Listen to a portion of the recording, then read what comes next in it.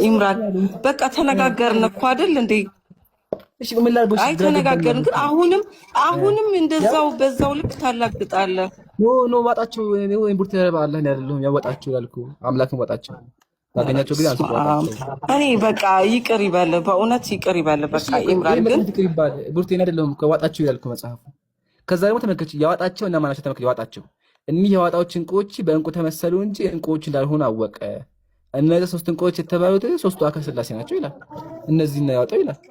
የቅድሙ ሰው አምላክን ዋጣ ይላል። እንዴት ነው አምላካቸው የሚዋጣው? ቡርቴ አስረጅኛ ፕሊስ። ይኸውልህ አሁን ከመጽሐፍ ቅዱስ ውጪ ነው። ይኸውልህ አንደኛ ከመጽሐፍ ቅዱስ ውጪ ነው። ሲቀጥል ደግሞ ኢየሱስ ደግሞ ምን አለ? በእነዚህ መጽሐፍ ያላመነ ካለ ገሃነም ይገባ አለ ኢየሱስ። ቅድም እንዳሳየሁሽ ያው ኢየሱስ ምን አለ? በእነዚህ መጽሐፍ የሚያምን ካለ ከነ አሪዮስ ጋር ነው ሲኦል ቪአይፒ። አሪዮስ ማለት በክርስትና ታች ገሃነም ያለ ሰው እሱ ጋር ነው ገሃነም የሚያስገባው ያለ መጠራጠር። ያው የሚጠራጠር ካለ የማያምኑ ቢኖሩ ግን ገሃነም ነው አለ። ስለዚህ ግዴታ አንድ ኦርቶዶክስ በዚህ መጽሐፍ ማመን አለበት። በዚህ መጽሐፍ ደግሞ ካመናችሁ ያው እዚህ ጋር አምላክ ተበላ ይላል። ምን ላድርግሽ? ቆይ ቡርቴ በልሽ። ለማንኛውም ደህና ደሩ። ኖ እንደዚህ ደህና ደሩ በቀላሉ አንፋታ። እሺ መጽሐፍ ቅዱስ ላይ እንምጣ ቡርቴ። መጽሐፍ ቅዱስ ላይ አምላክ የሚያደርገውን ላሳይሽ። ለክርስትና ያለው መጽሐፍ ቅዱስ ይኸውልህ፣ በጥቅሉ መጽሐፍ ቅዱስ አንተ አታስተምረኝም። ልንገርህ ስለ መጽሐፍ ቅዱስ ቁጥር 1 የሚያስተምረው አትጠይቀኝ። ቆይ ልንገርህ ስለ ለምንድን ጥያቄው ይሄ የማይሆን ነገር ልታነሳ ነው አይደለም። መጽሐፍ ቅዱስ የሚያስተምረው ቁጥር 1 የሚገልጸው እግዚአብሔር ነው። ማማስ ይጸጥበይ እንትን የሚለው ስለ እግዚአብሔር ነው። በቃ በጥቅሉ ማለት ነው። እሺ ምሳሌ እግዚአብሔር አንተ የምትለውን የሚያነሳው ፓርት ራሱ የሚተነትንበት ሌላ መንገድ ይኖረዋል። በእርግጠኝነት የምነግርህ ጭራሹኑ ይሄን ቃል በቃል ቁጭ አድርጎ በእንደዚህ አይነት ትምህርት እንድንማር አያመጣም። አስተምሮንም አያውቅም መጽሐፍ ቅዱስ። ቤተክርስቲያንም ደግሞ እንደዚህ አስተምራን አታውቅም። እሺ መጽሐፍ ቅዱስ እኔ አንተ ከየት እንደምታመጣው አላውቅም። እሺ ቡርቴ መጽሐፍ ቅዱስ ይታይሻል እንዴት ነው የሚለው? ከዛ እሺ እስቲ ቢያንስ ደህና ነገር ሲያወጣ አሁን እርግጠኛ ነኝ ፈልገህ የምታወጣው የማይሆን ነገር ነው።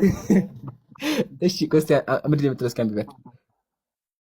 ይኸው አላልኩም መጽሐፍ ቅዱስ ከወጣ ምን ላድርገው? እሺ ቡርቴ መጽሐፍ ቅዱስ ያው በቃ እሺ ይሄን ልተው እና እሺ በቃ ይሄን ትቼዋለሁ። ይሄን አንብቢልኝ ምንድን ነው የሚለው? እሺ ብቻ አንብቢያት እስኪ። ሱብሃንአላህ ያቻ በቃ ቤተክርስቲያን ነግሯቸው ለዛ ከሆነ ወገኖቻችን እባካችሁ መጽሐፍ ቅዱስን አንብቡ። ጻፉላችሁ ኮሜንት ላይ አንብቡ።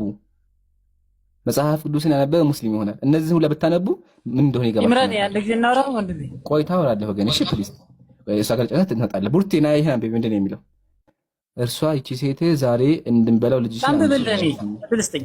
አንተ አይደለም ቆይ በተናንተ አይ ምን ላይ ነው? ቆይ መጽሐፈ ነገሥት ካለ ምዕራፍ 6 ላይ የእግዚአብሔር ቃል ላይ መጽሐፈ ነገሥት ዛሬ እንድንበላው ልጅሽን አምጪ፣ ነገም ልጄን እንበለዋለን አለችኝ። ልጄን ቀቅለን በላነው ይላል። አውዙ ቢላህ መጽሐፍ ቅዱስ ነው። ልጄን ቀቅለን በላነው። ቀቅሎ ደግሞ ያው ልጄን ቀቅለን በላነው።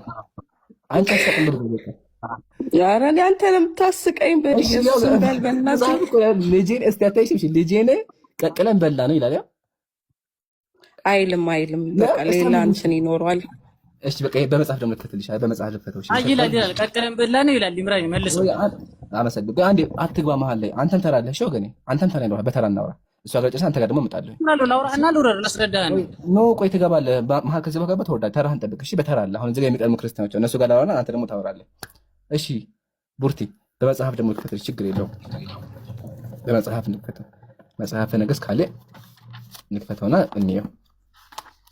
በቃ እኔ ታች ሆኜ እሰማለሁ። በእናትህ እንደዚህ በቀላሉ አንተ በቃ አይ ችግር የለውም። እነዚሁ ሊመልሱልህ እኮ ነው። አንቺ አታውቂው አላባቆማ መች እንደዚህ እንትን እላለሁ። ስለዚህ አይሽ አይደለ ቡርቴ፣ አሁን ከዚህ ምን አየሽ? እኛ የምናወራው በመጽሐፍ ነው። ያው መጽሐፍን ከፈኩልሽ ምን ይላል አይደለም? መጽሐፉ እኮ ይኸውልህ አውድ ይኖረዋል። አሁንም አትሳሳት። መጽሐፉ አውድ ይኖረዋል። ሊል የፈለገው ትርጉሙ ሌላ ነው አይደለም? አይ እንዲህ ቃል በቃል አትናገር አይደለም።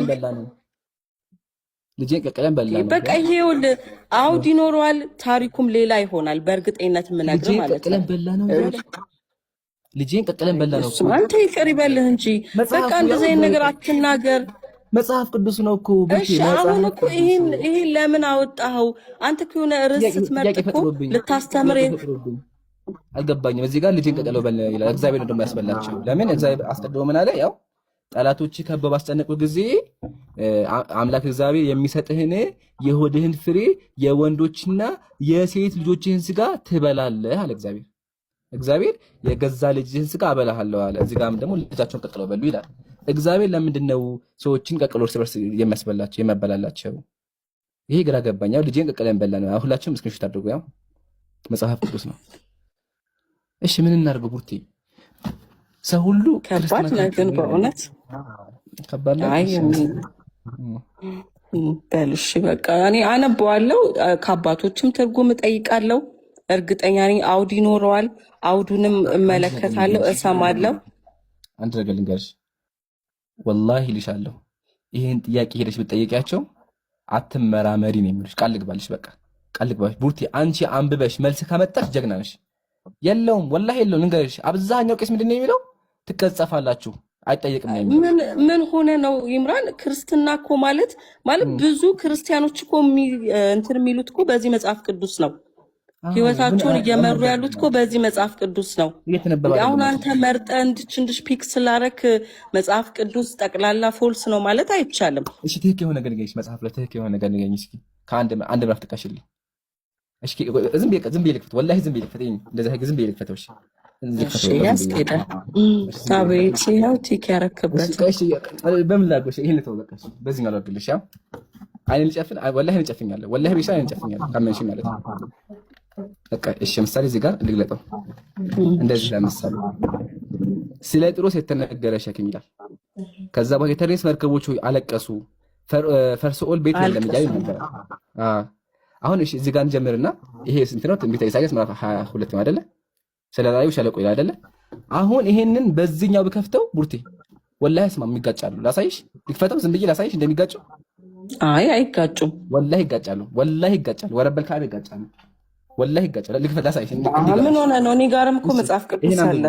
እሺ ይሄን አንብቢ፣ መጽሐፍ ቅዱስ አሁን ዝም ብዬ ዘግቼ ከፍቼልሻለሁ። አንብቢ፣ ምንድን ነው የሚለው? እሺ ስለ ጢሮስ የተርሴሽ መርከቦቹ ያልቅሱ፣ ፈርዖንና ቤትም የለም መግባት የለም ይላል። ይሄ ትንቢተ ኢሳይያስ ምዕራፍ 23 ነው። አሁን በሌላ ደግሞ ፈትሽ ተመልከች፣ እንዴት እንደሚጋጭ እንዲገባሽ። ትንቢተ ኢሳይያስ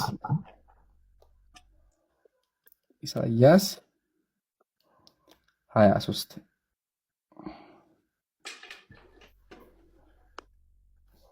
እስኪ አንብቢ፣ ምንድን ነው የሚለው?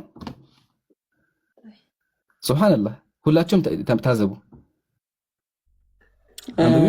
ኦኬ ለምን ሌላ መጽሐፍ ቅዱስ ከፍታለሁ እኮ ነው ያልከው።